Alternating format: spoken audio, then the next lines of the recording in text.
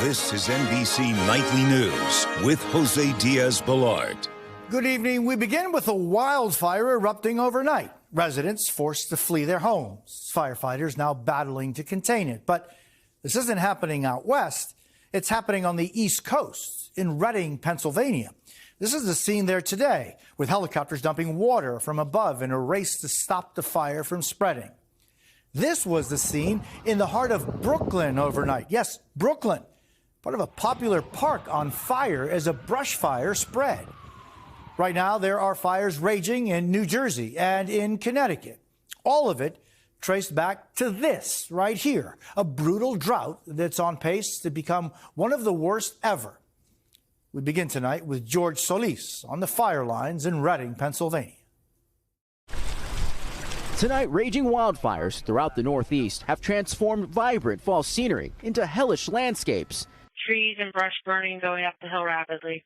In Reading, Pennsylvania, an overnight inferno of about 170 acres in these mountains prompted the temporary evacuation of about 100 homes. They said that we have to leave because it's for our safety. It's getting too close to our house.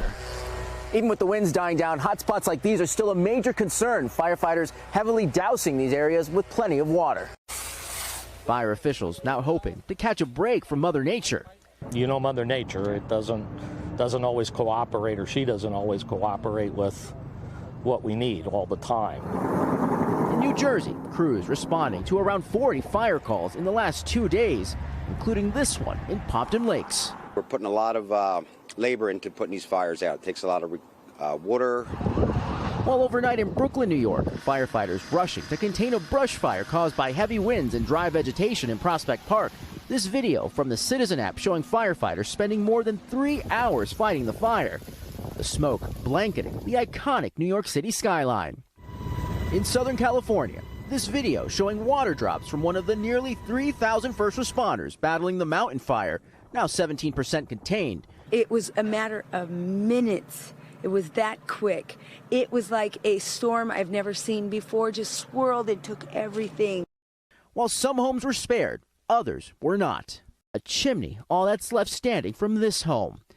Back east, tonight 27 million remain under fire alerts. The danger far from over. And George joins us from Reading, Pennsylvania. George, firefighters are a little hopeful for tomorrow's forecast?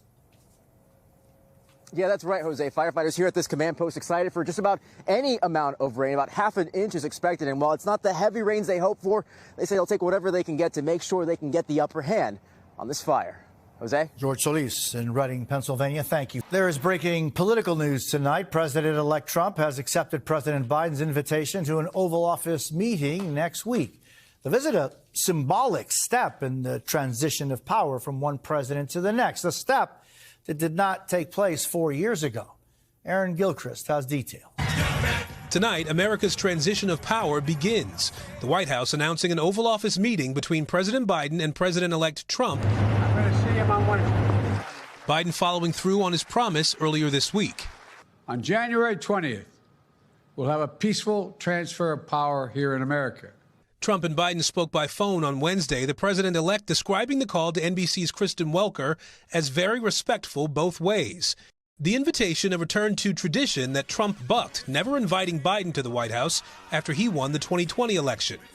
Trump only agreeing to an orderly and peaceful transfer of power back then after a violent mob of his supporters stormed the Capitol on January 6th.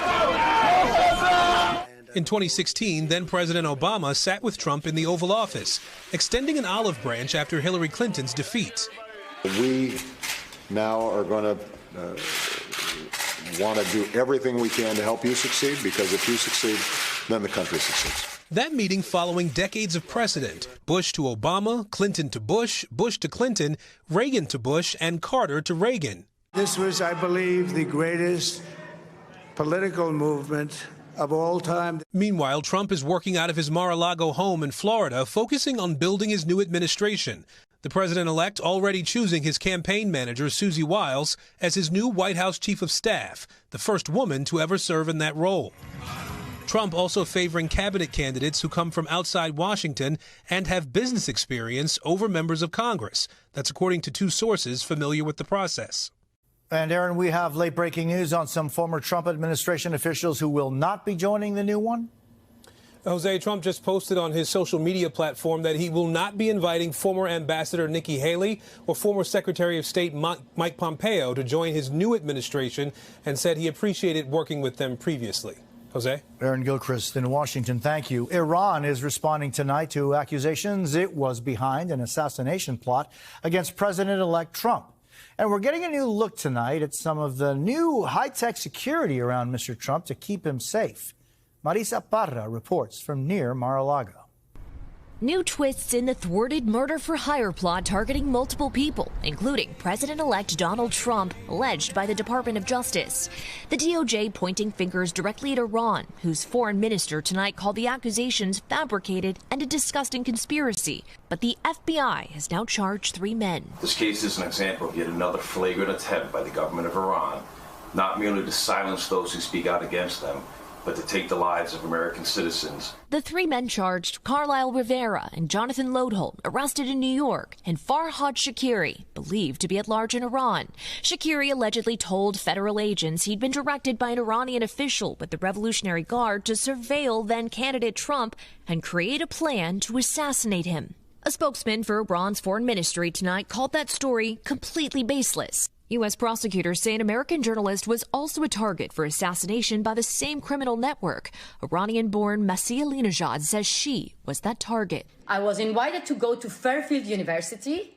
The FBI came to my house the same day and warned me not to go. Long openly critical of the Iranian government, Alinejad vows she will not back down. They want to kill me. That makes me more determined to give voice to Iranian women, Iranian men, fighting shoulder to shoulder to bring the wall of dictatorship down. Following the 2 other assassination attempts against President-elect Trump during the campaign, security at his Mar-a-Lago home in Florida now at new heights. This robotic dog captured walking on its metal legs around the grounds, just feet away from armed guards patrolling by land and water.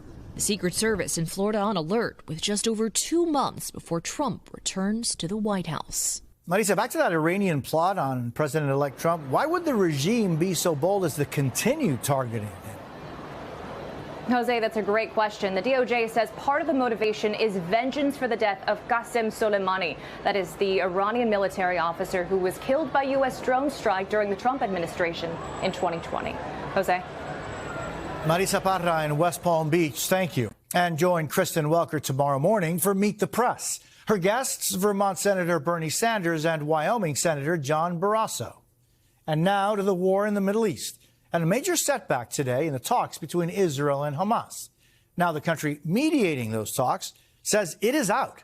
Danielle Hamamdjian is in Beirut tonight. Danielle, how big of an impact is this?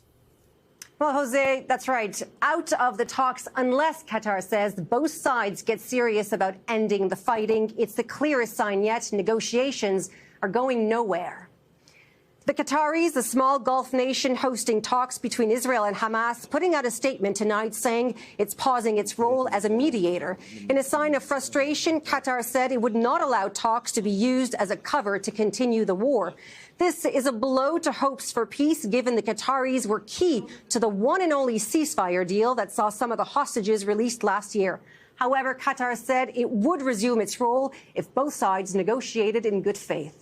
Jose? Danielle Hamamdjian in Beirut, thank you. Coming up, Princess Kate's royal return to official duties today after her cancer diagnosis. What Prince William is now saying about her battle. We're back with a British royal milestone. Princess Kate making her official return to royal duties today after her cancer diagnosis. Megan Fitzgerald reports from London. Tonight, Princess Kate back in the public spotlight, attending her first official event since revealing her cancer diagnosis in March. Kate joined by Prince William and King Charles for the Festival of Remembrance at Royal Albert Hall, honoring the nation's sacrifices in World War I. Kate has slowly returned to public duties since announcing in September she completed chemotherapy. My path to healing and full recovery is long, and I must continue to take each day as it comes. Last month, she made her first community outreach since her diagnosis, an unofficial event joining William to visit the families of 3 girls killed in a stabbing attack this summer. Also lending support to fellow cancer patients, meeting 16-year-old Liz Haddon at Windsor Castle. But questions about her health remain now that she's returned to public duties. We don't know a huge amount about Catherine's present state of health. Does that mean she's in remission? Does that mean she has any cancer at the moment? This week, William reflected on the year. It's probably been the hardest year in my life, he said, adding, I'm so proud of my wife. I'm proud of my father. King Charles is still receiving cancer treatment, but just completed a whirlwind tour of Australia and Samoa. And tomorrow he will join Prince William to lay a wreath at the Remembrance Day ceremony. And Jose, the palace has confirmed that the Princess of Wales will be in attendance alongside other senior members of the royal family. Jose? Megan Fitzgerald in London, thank you. So the future of healthcare, the new way doctors are beaming into exam rooms from hundreds of miles away. And are you ready for the holidays? The world's most famous Christmas tree is here. A sign of the season arrived outside our doorstep today here in New York. The world-famous Rockefeller Center Christmas tree rolling into Midtown Manhattan this morning. The 74-foot Norway spruce comes from the Albert family in West Stocksbridge, Massachusetts, and it'll be all lit up with more than 50,000 bulbs on the 4th of December. If you've ever tried to get a doctor's appointment recently, you know it can be weeks, months before you can even see anyone in person. But that shortage of healthcare workers has inspired a new high-tech solution. Real doctors beamed right into patients' rooms as holograms. Priscilla Thompson explains how it all works. Imagine walking into an exam room. Hello, Mr. Deepak Modi. How are you today? And your doctor is a hologram. Can you show me how it looks like? I don't see any, swelling or redness there. The tech made by HoloConnects, sometimes seen in hotels or shopping malls, is being used for the first time ever inside a hospital just outside Dallas. All of us are fighting for the same nurse or doctor, and there's less and less of them. Part of the reason Crescent Regional Hospital CEO Raji Kumar began bringing in holoboxes earlier this year. Research predicts a shortage of roughly 100,000 critical healthcare workers by 2028. Are there going to be areas where we can have a holo nurse do a lot of things while the real nurse at the bedside is doing things that cannot be done by someone else? Here's how it works. A doctor steps in front of a camera and a microphone and appears as a hologram in the exam room, ready to see patients from anywhere in the world. How has having this impacted your day-to-day work? It's going to save my 1.5 hour of travel time. Cardiologist Dr. Saad Hussein says the tech, primarily used for post-op visits, has already been a game changer for him. In my day-to-day work, I go for 4 hospitals. Rather than driving 45 minutes to their particular hospital, I just do the hologram. Less time on the road, more time with patients. Absolutely. Some patients, like Deepak Modi, say it's better than a standard video visit. You can see the body language of your doctor, what he feels. He can also see all the body language of mine. Healthcare is among the industries seeing an artificial intelligence boom. From calling patients, Dr. Chu asked me to check in on you after your discharge from the hospital, to transcribing doctor's notes. But with some holoboxes costing tens of thousands of dollars, the technology isn't cheap. There are critics who say this is expensive technology and it doesn't offer that much improvement than a telehealth appointment. I disagree. I see this as the beginning. You can even use specialists that are not even from this area to now consult on our patients. Everybody can have access to the best. Correct, via a holobox. A dose of technology, now part of a new prescription for treating patients. Your blood pressure is good, and then you're exercising. Priscilla Thompson, NBC News, Lancaster, Texas. When we come back, there's good news tonight about the students who helped this teacher get across the finish line.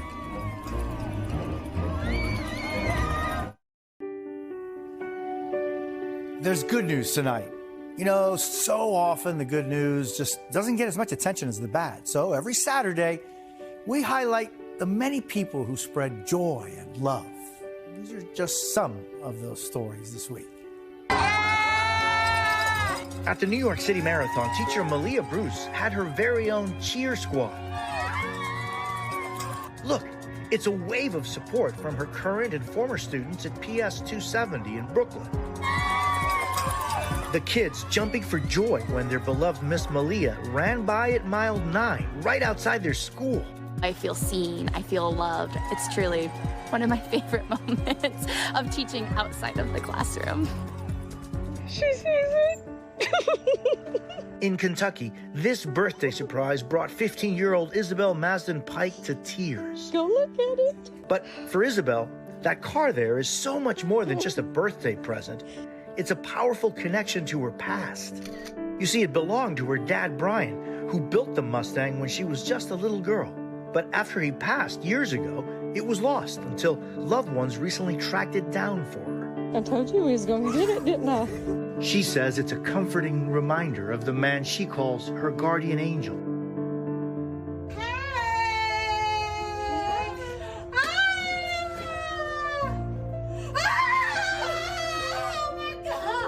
And here's what a second chance at life looks like.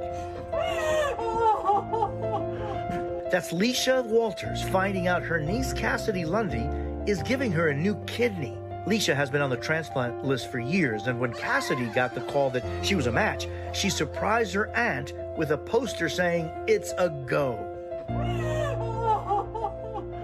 It definitely means everything because she is so deserving.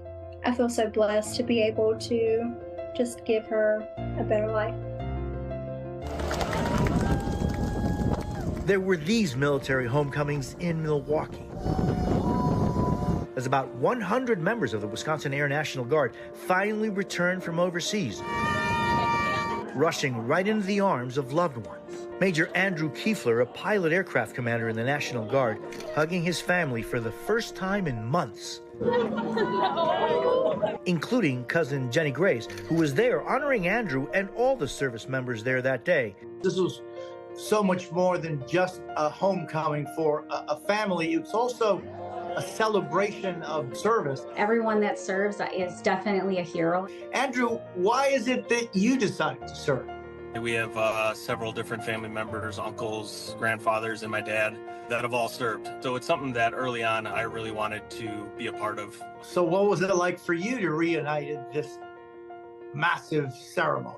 It is a very special moment for each and every person that walks off the airplane. When you come back as one and become a whole piece of the puzzle once again, it's pretty special. And we'd like to honor and salute all our service members ahead of Veterans Day. That's NBC Nightly News for this Saturday. I'm Jose Diaz-Balart. Thank you for the privilege of your time. We leave you tonight with a live look at the Rockefeller Center Christmas tree surrounded by scaffolding, getting ready for its big debut.